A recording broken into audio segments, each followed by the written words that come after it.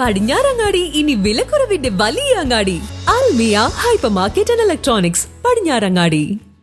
ഉത്തർപ്രദേശിൽ വെച്ച് നടന്ന വേൾഡ് സ്പെഷ്യൽ ഒളിമ്പിക്സ് നാഷണൽ തല സെലക്ഷൻ ക്യാമ്പിൽ മെഡൽ നേടിയ തവനൂർ പ്രതീക്ഷാ ഭവനിലെ കുട്ടുവിന് കുറ്റിപ്പുറം റെയിൽവേ സ്റ്റേഷനിൽ സ്വീകരണം നൽകി.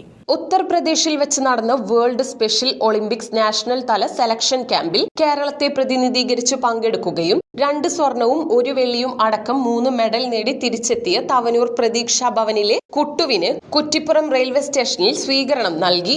Ponnani block president Ramakrishnan, Pratheeksha Bhavan superintendent Ajith Kumar, Mahila Mandiram superintendent Sainaba, children's home superintendent Raziya, Pratheeksha Bhavan attender Pradeep Kumar, HLFPPT regional coordinator Mohisha, Pratheeksha Bhavan സ്റ്റാഫുകൾ തുടങ്ങിയവരുടെ നേതൃത്വത്തിലാണ് സ്വീകരണം നൽകിയത്. തുടർന്ന് പ്രതീക്ഷാ ഭവനിൽ ചേർന്ന ചടങ്ങിൽ കുട്ടുവിന്റെ പരിശീലകരെ ആദരിച്ചു.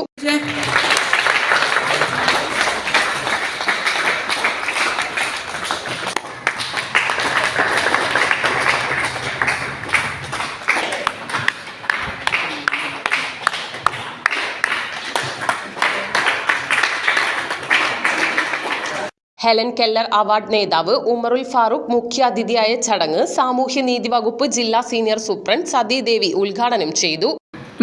നമുക്ക് എല്ലാവർക്കും ഒരു മാതൃകയാണ് കുട്ടു. നമ്മളെല്ലാവരും ഇങ്ങനത്തെ ഓരോ പരിപാടിയിൽ പങ്കെടുക്കുകയും ഇതുപോലെ നിങ്ങളെല്ലാവരും ഇതുപോലെ സമ്മാനങ്ങൾ വാരി കൂട്ടണം. അപ്പോൾ നമുക്ക് ഇതുപോലെ എല്ലാവരുടെയും സ്നേഹാദരങ്ങൾ കിട്ടുന്നതാണ്.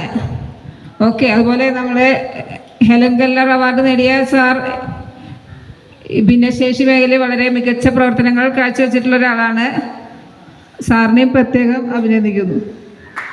അതുപോലെ തന്നെ നമ്മളെ കുട്ടുവിനെ ട്രെയിൻ ചെയ്തിട്ടുള്ള ആളുകൾ ഇവിടെ എത്തിയിട്ടുണ്ട്. അവർക്കും പ്രത്യേക അഭിനന്ദനം നൽകുകയാണ്.